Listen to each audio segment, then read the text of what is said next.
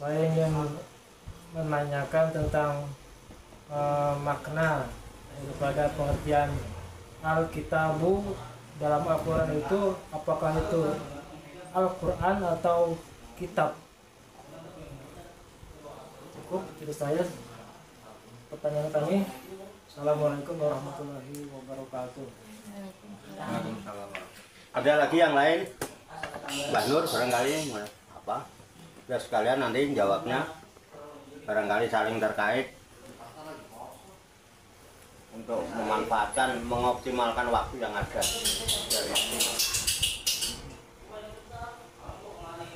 Silakan.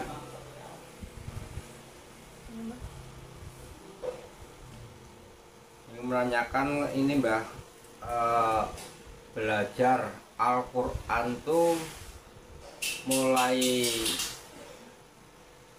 wajib itu di usia berapa Mbah? Ya, belajar Al-Quran wajibnya mulai umur berapa? Ya. Ulaswi, lanjut. Oke, ada dua pertanyaan ya. Pertama dari Pak Dedi tentang yang dimaksud dengan Alkitab, gitu ya? Ya. Alkitab di dalam Al-Quran itu apakah artinya Al-Quran atau lain gitu ya? Ya. Kalau bicara sebutan Alkitab di dalam ayat Al-Quran, itu ada banyak sebutan kitab-kitab itu, ya kan? Kitab itu banyak. Kita lihat kesempurnaan kalamnya dulu untuk menentukan ini yang dimaksud kitab Al-Quran, apa Taurat, apa Zabur, apa Injil, gitu ya. Itu kalau kata-kata Alkitab itu konteksnya kepada Nabi Muhammad, berarti Al-Quran. Contohnya zalikal kitabu la raiba fihi hudal lil muttaqin, ya kan? Zalikal kitab, itulah kitab. Kitab apa ini? Kan kitab banyak. Ada Taurat, ada Zabur, ada Injil, apa Al-Quran.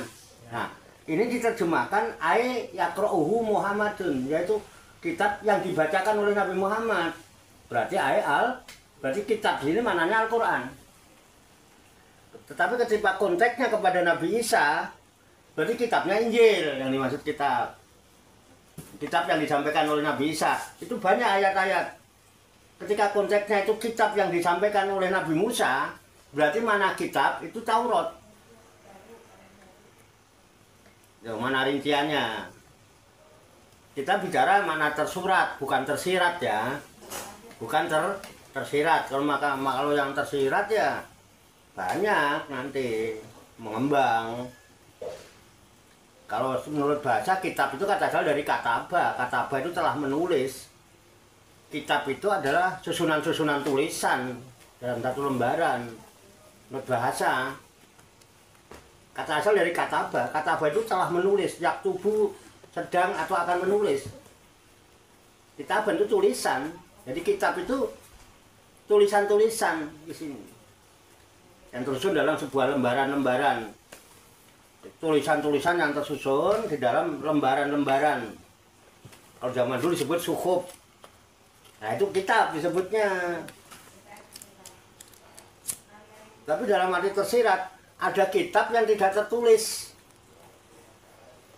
bahkan tidak berhuruf, tidak bersuara, gitu kan? Jadi bagaimana cara mendengarkan kitab itu? Tidak pakai telinga. Bagaimana membaca tidak pakai mata? Salah satu contoh, di dalam Al-Quran ada perintah iqra' kitabaka, kafa binafsika, itu ya kan? Bacalah kitabmu. Cukup dirimu sendiri yang bisa membaca. Dan al-yauma alaika hasiba. Pada hari itu kan kamu sendiri yang akan bisa menghisap dirimu sendiri. Itu kan ada kitab yang tersirat. Nggak ada tulisannya. Tapi kita bisa baca. Paham? Bisa dipahami Pak? Jadi konteksnya apa? Jadi ada tersurat, ada tersirat, ada definisi gitu ya. Definisi itu pengertian kitab itu apa itu. Jadi konteksnya kalau dikatakan antara Al-Quran dan kitab itu ya konteksnya. Kitab itu maknanya global karena kitab kan bukan cuma Al-Quran. Itu kalau bicara kitab. Bisa dipahami nggak nih? Bisa. Ada yang belum kira-kira nggak bisa memahami. Nah, jadi lihat konteksnya. Jadi ayat itu makanya mempelajari ayat. Lihat dong kalamnya itu dulu sampai selesai. Inilah yang menyebabkan kita harus mengerti tentang kalam itu apa. Makanya di sini ada dibahas di dalam ilmu nahwu. Di kitab Jurumiyah itu ada kaidah yang bunyinya al-kalamu wal lafzul murakabul mufitu bil wad'i. Wa aksamuhu salah satun ismun wa fi'lun wa harfun ja'ali limana. Apa sih yang dimaksud kalam? Kan kalam ilahi katanya kan, kalam Tuhan, kalamullah kan. Nah, terus kalam itu sendiri apa gitu? Al-kalamu yang dimaksud kalam itu huwa, dia adalah itu, huwa itu al-lafdu, suatu lafad itu wal al-lafdu al-murakab. Murakab itu lafadnya tersusun. Al-lafdul murakabul al-mufidu, yang memberikan faedah. Lafad yang tersusun yang memberikan faedah. Bil wad'i, dengan susunan peletakannya sengaja disusun dalam bahasa Arab. Jadi bil wad'i itu diartikan dalam berbahasa Arab. Selain Arab tidak perlu ada nahwu sorof. Bahasa India itu nggak pakai nahwu sorof. Karena nahwu sorof khusus untuk bahasa Arab, karena Al-Quran itu bahasa Arab, hadis juga bahasa Arab, sehingga nahwu itu hanya untuk bahasa Arab. Sehingga kalam itu adalah lafaz yang tersusun, yang berfaedah, ya, dan disusunnya pakai bahasa Arab. Waksamuhu salah satun, bagiannya kalam itu ada 3, cuman kalam itu. 1 ismun, ada kalam yang terdiri daripada isim. Nah, kita harus mengenali ini kalimat apa, isim apa bukan bentuknya. Nanti ada tanda-tandanya isim. Itu waksamu salah satu. Ya, pembagian kalam ada 3, 1 ismun, 1 isim, 2 wa fi'lun, fi'il. Fi'il itu kata kerja.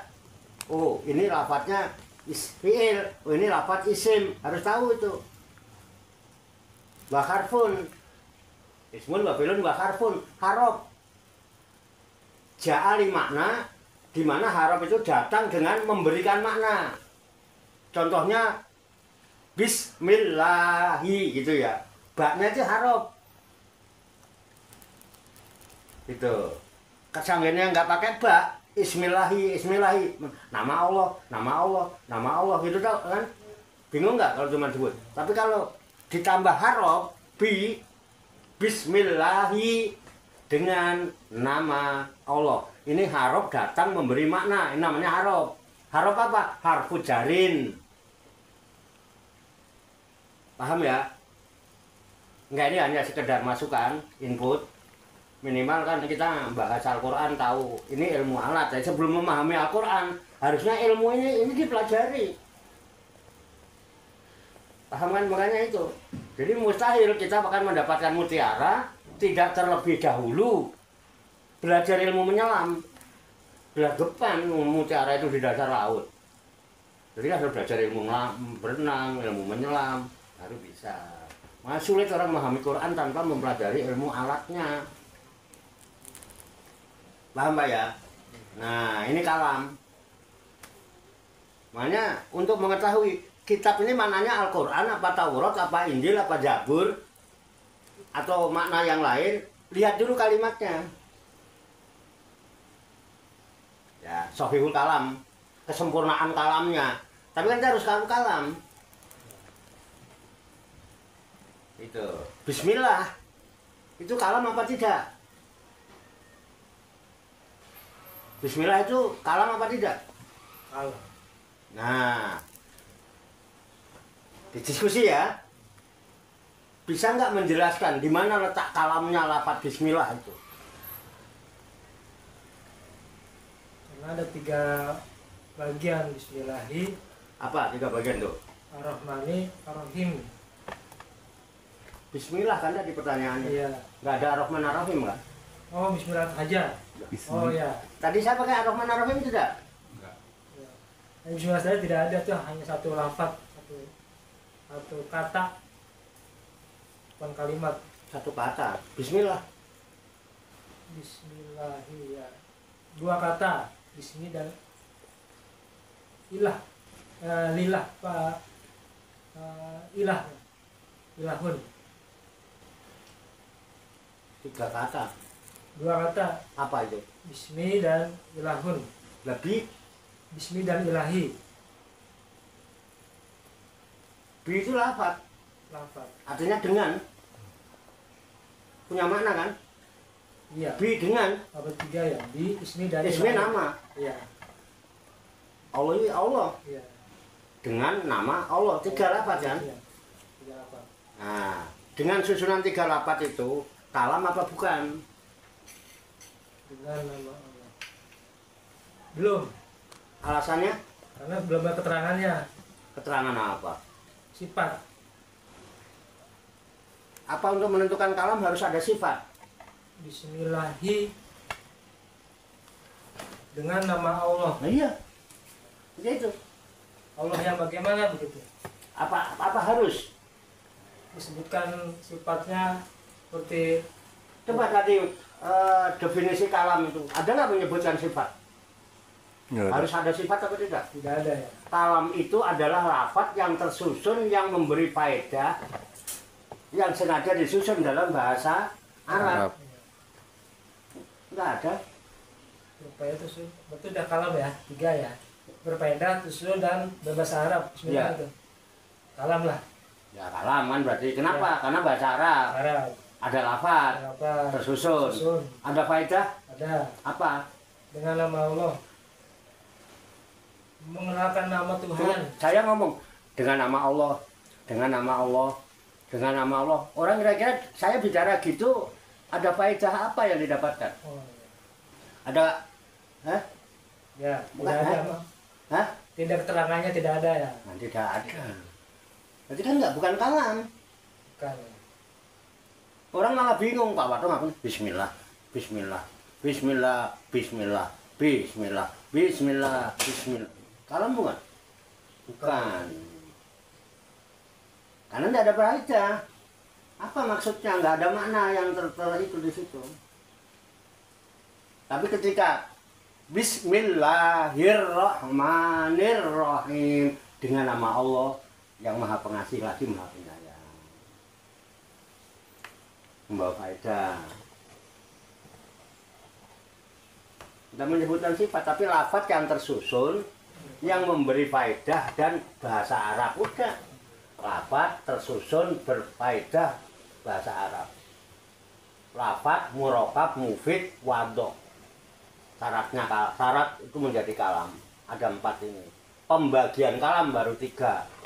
Isim, fi'il, harof. Ya enggak? Nah makanya kita zalikal kitabul la raiba fihi hudal lil muttaqin. Itulah kitab, ya kan? Yang tidak ada keraguan di dalamnya sebagai petunjuk bagi orang yang takwa. Kalam bukan? Kalam. Kalam. Kenapa? Berfaedah. Terus bagaimana makna kitab itu? Apakah Al-Quran apa Injil? Ya. Karena ini petunjuk bagi umat Nabi Muhammad, disampaikan oleh Nabi Muhammad, maka yang disampaikan Nabi Muhammad kitab adalah kitab Al-Quran. Jadi kitab di sini dimaknai dengan Al-Quran. Makanya mufasir menyatakan Al-Kitabu dalam kurung Ae yakro'uhu Muhammadun, kitab yang dibaca oleh Nabi Muhammad. Dalam konteks kalam ini, kitab yang dimaksud apa? Al-Quran. Tuh. apakah bisa jadi patokan ada penggunaan alif lam marifat itu, alif lam? Mas, Ada tambah alif lam bisa nggak ada patokan untuk Al-Quran, patokan Al-Quran? alif apa? Alif lam, Alif lam yang di mana? Alkitabu, Alkitabah. Bisa nggak patokan untuk Al-Quran itu? Alif lam di sini dibahas dalam ilmu tajwid. Itu alif lamnya namanya alif lam komariah. Berarti al harus al, nggak boleh akitabu, nggak boleh. Ya. Tapi harus al. Alnya komariah. Konteksnya mau dibahas dari segi ilmu membaca, tata cara membaca. Ya. Apa ilmu apa? Konteks dalam ilmu nahwu, alnya adalah al ma'rifat. Ya. Kalimatnya bukan kalimat nakiroh, tapi kalimatnya ma'rifat. Untuk mengetahui sesuatu yang sudah jelas. Kitab itu bukan sebuah kitab, tapi kalau nggak pakai alif lam, kitabun, ya kan? Itu sebuah kitab, la raiba fihi, yang tidak ada keraguan di dalamnya. Sebuah kitab yang mana? Ya yang mana aja, yang penting kan kitab. Tapi kalau al-kitabu tertuju pada satu kitab itu, ya kitab itu yang mana? Yang dibacakan oleh Nabi Muhammad. Berarti kitab apa? Al-Quran. Menjadi jelas, diketahui, dikenal al-ma'rifat. Untuk mengenal. Dalam ini Pak. Ini ilmu nahwu. Tujuannya kita ilmu nahwu. Dan ini ilmu alat. Ini bagian dari materi kuliah sebetulnya nantinya. Maksudnya di tata bahasa, nahwu, ilmu alat. Bisa dipahami Pak Kiti? Cukup ya. Hah? Cukup. Cukup? Ya. Udah Pak Didi ya. Tinggal Mbah Nur sekarang. Nanti yang kurang paham ditanyakan lagi. Mbah Nur tadi tentang kapan anak itu wajib mempelajari Al-Quran. Bukan sejak kapan wajibnya belajar, bukan ya. Tapi kapan orang itu wajib mempelajari Al-Quran. Kalau bicara wajib, itu bicara tentang apa menurut Pak Dede? Harus dikerjakan. Hah? Harus dikerjakan. Harus dikerjakan. Kalau nggak dikerjakan, Dosa. masa sih? Wajib. Dihukum. Ya, ada sanksinya lah. Hukum. Yang ngasih sanksi siapa? Pemerintah juga nggak ngasih pasal kalau nggak belajar Al-Quran nanti di penjara kan enggak. Kalau bicara wajib gitu kan.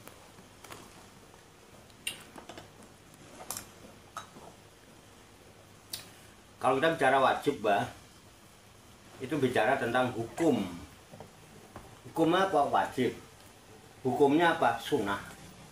Hukumnya apa? Mubah. Hukumnya apa? Makruh. Hukumnya apa? Haram. Ya. Berarti pertanyaan terkait dari Mbah Nur tentang kapan orang wajib mempelajari Al-Quran, ya kan? Berarti kan kapan orang itu sudah mulai dibebani hukum, paham Mbak? Paham ya? Sehingga dengan beban hukum yang ada, maka orang akan dikenai sanksi hukum apabila melanggar hukum. Paham ya? Nah, contohnya wajib, hukumnya wajib. Apa hukum wajib itu? Dilaksanakan dapat ganjaran, kalau nggak dilaksanakan dosa. Lalu pertanyaannya, kapan wajibnya mempelajari Al-Quran itu kan? Kan itu hukum. Orang dibebani hukum secara individu. Pertama, satu, dia sudah balik. Dua, berakal. Ya, makanya Rasulullah mengajarkan mendidik anak, ajarkan kepada anakmu di usia 7 tahun. Sehingga usia 7 tahun dijadikan pemerintah menjadi usia wajib belajar. Wah, 7 tahun jangan sampai ada anak yang tidak belajar. Ya. Diharapkan dalam usia 7 tahun dia sudah belajar. Begitu dia balik rata-rata, balik itu bisa dimulai 9 tahun. Ya. Tapi kalau cara umum 15 tahun itu pol. Pokoknya anak asal udah 15 tahun pasti balik. Tapi bisa jadi 9 tahun balik apabila dia satu ihtilam, baik laki-laki maupun perempuan, ngimpi. Kedua haid bagi wanita. Balik kan? Ketika dia berakal, dia sudah wajib. Kalau tidak dosa. Wajib belajar. Karena tolabul ilmi faridotun, nuntut ilmu itu hukumnya fardu. Tentunya orang Islam ilmu Al-Quran, karena sumber pengetahuan dalam Islam adalah Al-Quran. 7 tahun harus sudah mulai belajar. Diharapkan nanti begitu balik, anak usia 10 tahun, dia udah tahu mana perintah dan larangan di dalam Al-Quran, mana yang wajib, mana yang halal, mana yang haram, yang itu, sehingga umur 10 tahun begitu balik, dia sudah bisa melaksanakan kewajiban itu dengan baik, karena sudah diajarkan. Kalau tidak dia dosa, karena udah balik dan berakal. Paham Mbak? Ya. Walaupun prakteknya anak 3 tahun sudah disuruh belajar, nggak apa-apa. Karena memang ada perintah utlubul ilma minal mahdi ilal lahdi. Tuntutlah ilmu, menuntut ilmu itu dari mulai kandungan sang ibu, buayan ibu sampai masuk liang lahat, tidak ada batas waktu. Makanya di dalam ajaran agama kita, ketika orang hamil 4 bulan, ya bahkan sebelum mencapai usia kehamilan, ketika kita menanamkan benih, memasukkan benih ke dalam rahim, ke dalam kandungan ibunya, itu sudah dididik. Suruh baca bismillah. Bismillahirrahmanirrahim. Allahumma janibna syaiton wa janibi syaitona ma razaqtana. Mbah Nur suka gitu enggak? Mboten sempet, Mbah. Mergo apa? Saking kangene mergo apa? Wong aku ning Jakarta bojone ning terus tembak langsung. Itu kan dalam rangka tarbiyatul aulad, mendidik anak. Anak ini sudah diajarkan dengan bismillah. Begitu kan? Begitu hamil 4 bulan, ada Pak, diajarkan oleh ulama kita. Ada yang namanya upacara ngapati. Ada ngapati Pak? Ya. Selamatan 4 bulanan. Kenapa? Ketika janin benih udah masuk ke rahim ibu, berusia 4 bulan atau 120 hari, itu saat Allah meniupkan ruh. Sehingga mulailah kehadiran kehidupan baru di alam rahim. Kita sambut kehadirannya. Dengan apa? Ilmu. Bacakan maulid. Betul nggak? Ya. Rawi, ya. Ya. Bahkan ada yang mitoni ya. Ya, mitoni. 7 bulanan.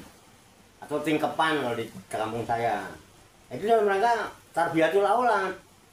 Mendidik anak sejak dini. Sejak dari kandungan. Itu untuk mengamalkan hadis itu. Tuntut ilmu itu dari kandungan. Buayan sang ibu sampai masuk liang lahat. Sehingga ada lagi di ulang kita ketika orang meninggal. Atau akan meninggal. Supaya ditalkin. Ada talkin nggak, Pak? Tuh. Talkin itu mengajarkan pelajaran terakhir buat orang mati. Mau meninggalkan dunia, diajarin talkin. Kenapa? Kamu sudah mau masuk liang lahat. Begitu masuk liang lahat, talkin bukan? Nah, jadi dari mau lahir, dari kandungan sudah dibekali ilmu, masuk liang lahat masih dibekali ilmu terakhir. Habis itu udah nggak ada lagi. Yang ada di ngajiin 3 hari, 7 hari, 40 hari, 100 hari. Nek anaknya soleh. Nah, nek ora ya wis cul wae kaya batang kae, kaya batang kebo kae. Itu Mbak ya. Jadi udah paham Mbak? Wajibnya kapan udah paham Mbak? Wajibnya dari Balik. ya. Kewajiban mempelajarinya. Tapi menuntut ilmu sebelumnya, pendidikan itu dari bulan yang itu. Tapi kapan dia harus ngerti Al-Quran? Balik. Karena setelah balik harus ngerti ini yang wajib. Ngerti bahwa sholat itu wajib, puasa wajib, haji wajib, zakat wajib, sejak balik. Nah itu tahunya dari Al-Quran. Karena hubungannya itu, kalau nggak ngerti Al-Quran kan nggak ngerti kewajiban. Ya. Paham nggih? Ya. Jadi sejak kapan, Mbak? Balik. Balik dan Kal. berakal. Oke. Silakan yang lain. Pak Dedi, ulasan apa? Boleh. Aku tak sambil ngerokok.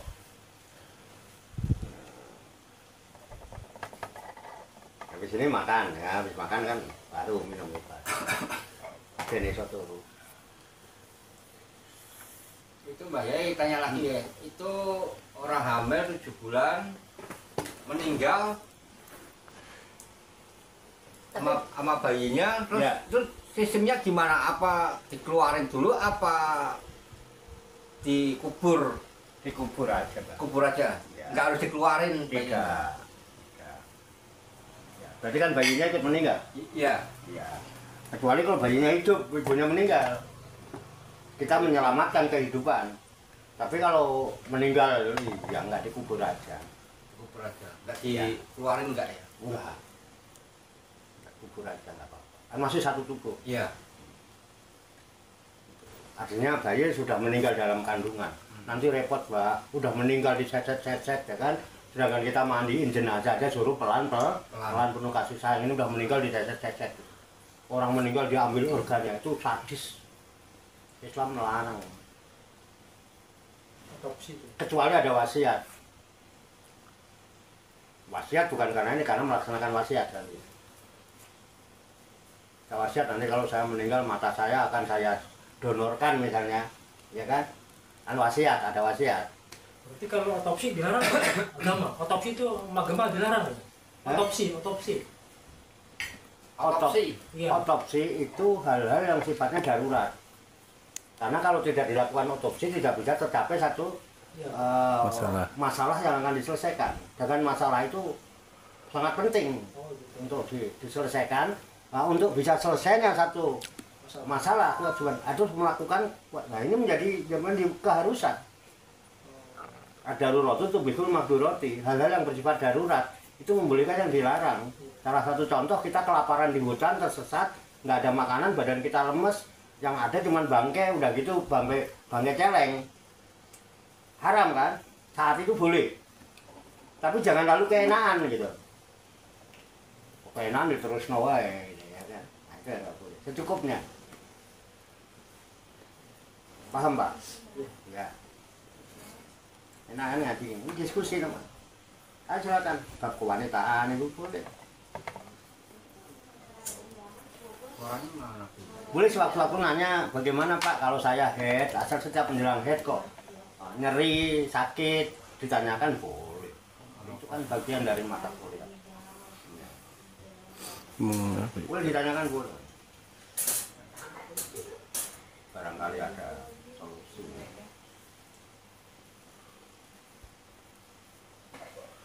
Ada ya, silakan Pak itu. Pak Andi juga boleh. Mengenai Yang penting kedengaran Iya. suaranya saya. pahala membaca Al-Quran, itu kan per huruf. Itu apa dengan kita membaca aja, apa dengan mengangan-angan ditadaburi gitu? Itu ketentuan hukum dapat pahala itu apa kita cuman hanya membaca gitu? Setiap perbuatan apapun yang mempunyai nilai ibadah mesti ada pahala. Iya. Nah, sekarang membaca Al-Quran itu ibadah apa tidak? Ibadah. Coba lihat di hadis kedua, Pak. Baca yang keras.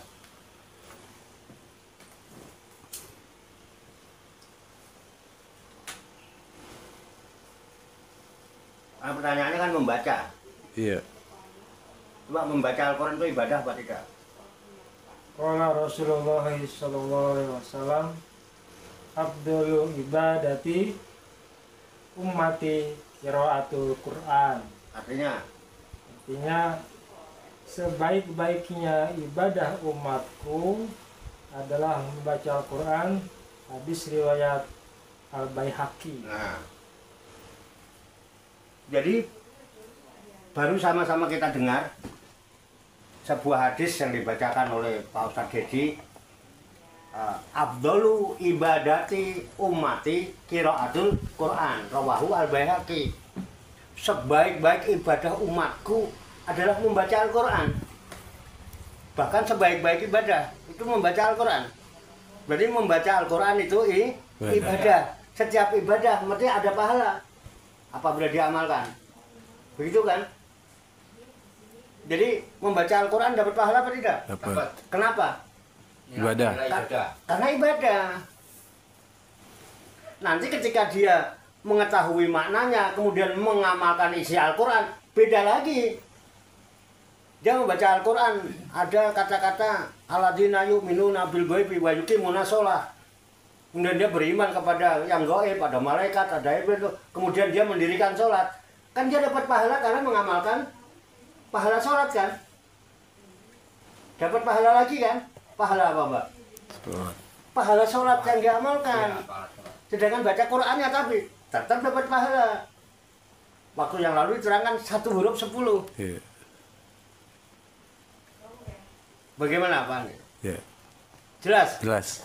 Gamblang? Gamblang. Gitu caranya. Walaupun nggak ngerti mananya. Berdasarkan hadis itu kan? Nah iya. Beda. Pahala membaca Al-Quran, pahala mengamalkan isi Al-Quran. Isi Al-Quran ada puasa, ada zakat, ada sholat, ada berbicara yang baik, ada sedekah, ada infak. Betul nggak? Ada memberi makan. Ada pahalanya sendiri itu. Bahkan Luqmatun fi batni jaiin khairun min apa ya? Min banai masjidin. Min banai alfi masjidin. Sesuap nasi yang masuk ke dalam perut orang yang lapar itu lebih baik daripada membangun 1000 masjid. Nah, itu kan pahala mengamalkannya kan? Membacanya dapat pahala, nanti begitu mengamalkan dapat apa yang diamalkan dapat pahala lagi. Gitu Pak Andri. Iya. Jelas ya? Jelas. Jelas. Udah, jangan tetap dapat pahala. Kalau nilai pahalanya gedean yang praktek Pak ya? Langsung mengamalkan yang nilai pahala. Oh iya. Pahala itu terhitung dari kadar. Iya. Semakin berat pelaksanaannya, semakin besar pahala yang dia peroleh.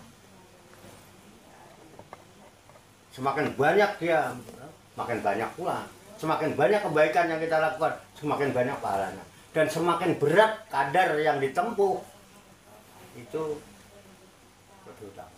Bahkan ada pahala yang 1 kali kita lakukan sama dengan pahala 1000 bulan ibadah. Sholat aja. Mana kalau cuma sholat kan? Soli paduli saya barakan mentakulatan Allahu Akbar. Mungkin pahalanya cuma 1 ya. Tapi ketika sampean Allahu Akbar. Allahu Akbar. Ini kan qalbul mukmin baik coba. Allahnya di sini.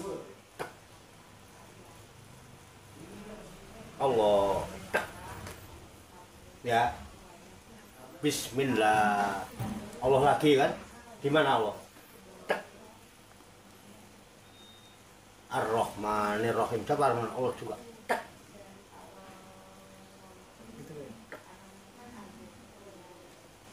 Ngadep karo Gusti Allah tenanan. Hitung ini Pak. Ar-Rahman-Rahim.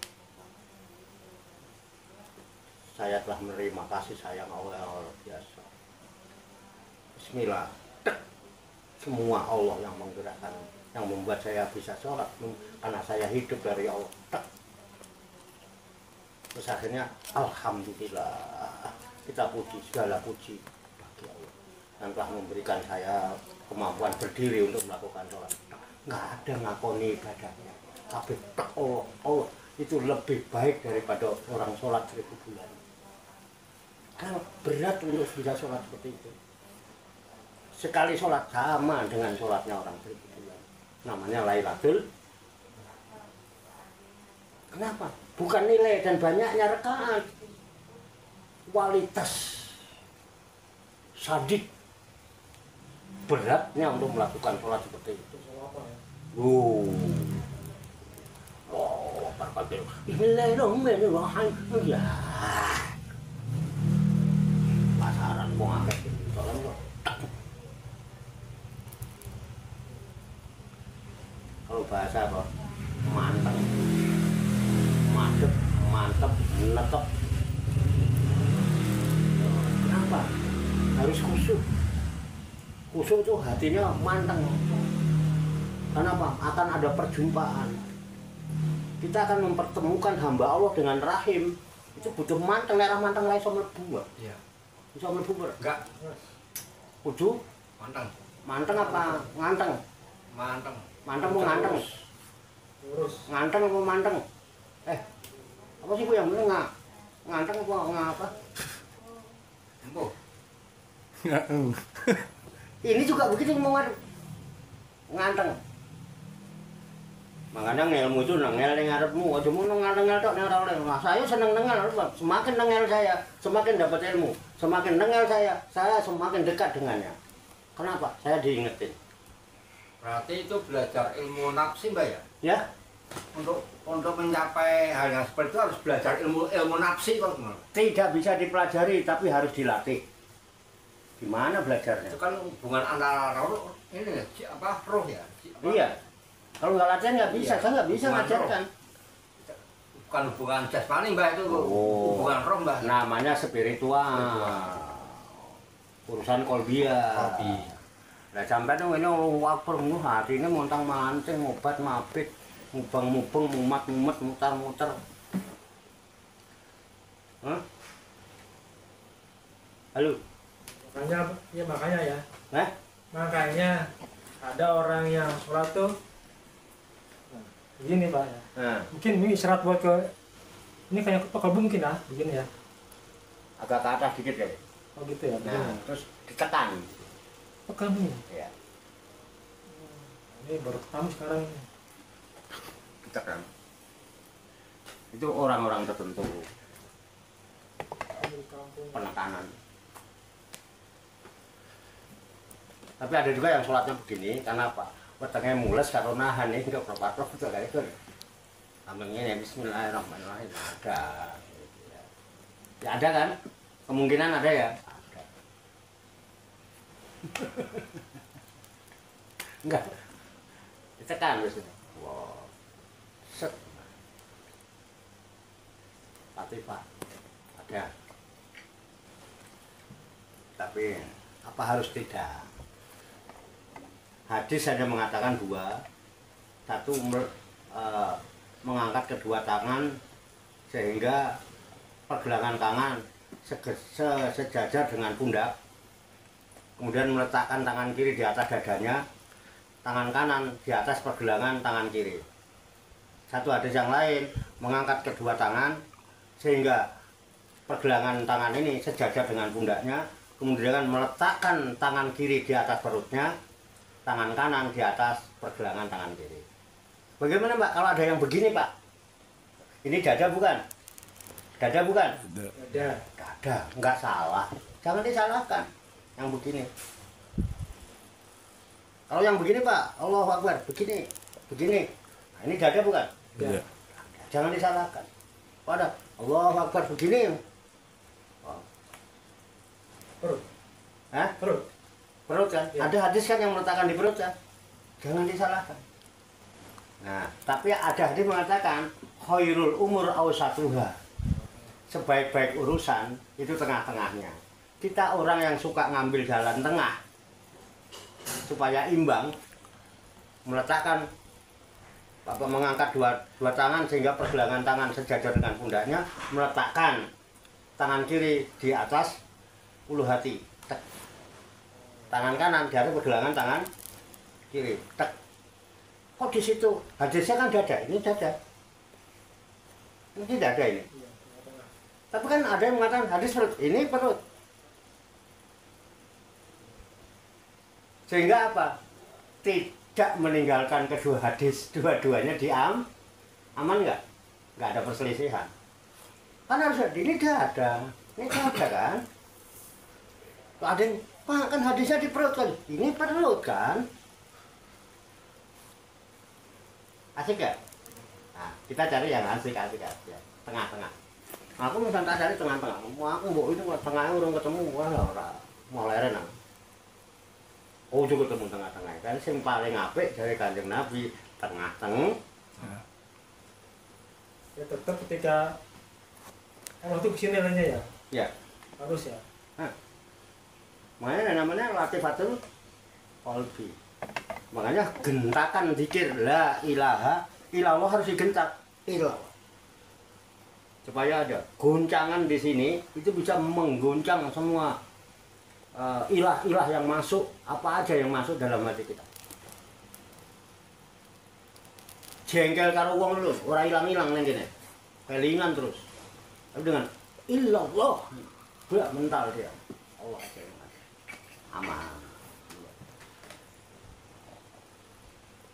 Gimana?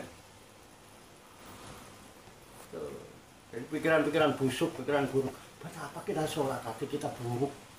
Prasangka kita jelek terus sama orang. Nggak pernah bersikap baik sama orang.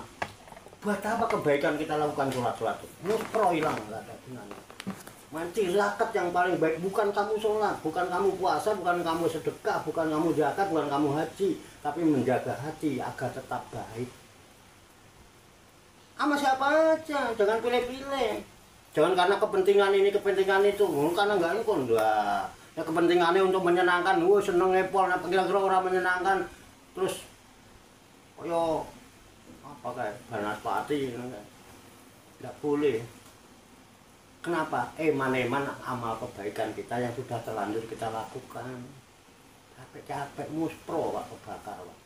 Karena di sini sama nih son jogo iki salate sampean padha karo Lailatul Qadar bendina. Kok cerita tadi bilang besarnya pahala kan? Iya. Semakin sungguh-sungguh kamu melakukannya, semakin serius kamu melakukannya, memang berat.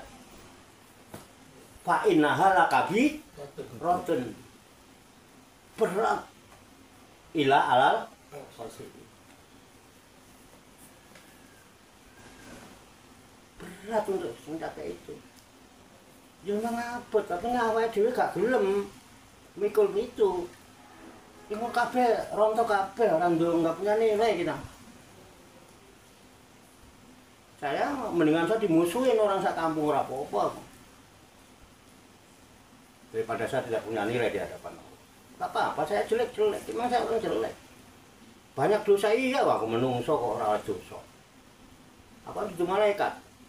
Salah ya ora apa-apa menungso kok ora salah. Tetapi jaga hati ini. Jangan digunakan untuk nyalain orang. Salah-salah dhewe. Hidup ini kalau kita tidak bisa menghapuskan dosa, nggak bisa mengurangi dosa, setidak-tidaknya jangan menambah dosa yang sudah ada. Itu saya Pak. Sehingga saya berusaha sama siapapun, ayo terlepas orang mau menilai saya apa. Jangan coba-coba halangi saya. Sama saya yakin ini saya ada di jalur yang baik. Hati saya yang merasakan. Rawi-rawi rantas, marang-marang pucul, ngalangi ya tendang. Begitu aja. Tapi kalau mau berjuang bareng saya, ayo bareng-bareng. Biar kita sama-sama tahu. Biar sama-sama ngerti apa yang sedang kita lakukan sekarang. Gitu. Itu prinsip, Bah. Jangan lupa punya prinsip. Nanti gampang melemah ketika kita ngandung lo kok begini sikapnya. Ada apa memang? Nah, kan gitu kan? Jadi kendor. Enggak. Satu lagi Mbak. Iya. Sholat sendiri itu berarti bisa jamaah Mbak ya? Ya. Sholat sendiri Kenapa? bisa berjamaah ya? Ya, bagi yang bisa. Ya bagi yang bisa, kalau nggak bisa ya, yang sholat itu jamaah. Sendirian Mbak? Iya. Iya. Loh, sampai sembahyang walaupun berjamaah. Allah, jamaah kayak Allah Akbar. Matanya nggak berjamaah, menang ini. Ya orang jamaah sampean. Hah? Ah, iya. Oh, jamaah. seluruh anggota tubuh, seluruh jawara. Allah, sholat semua. Walaupun sendiri. Udah. Lu sama Allahu Akbar, sholat jamaah, pikirannya sama nggak berjamaah. Dan zaman ragu terhadap imam, walaupun jamaahnya sama masjid, kita ragu sama imam, nggak berjamaah.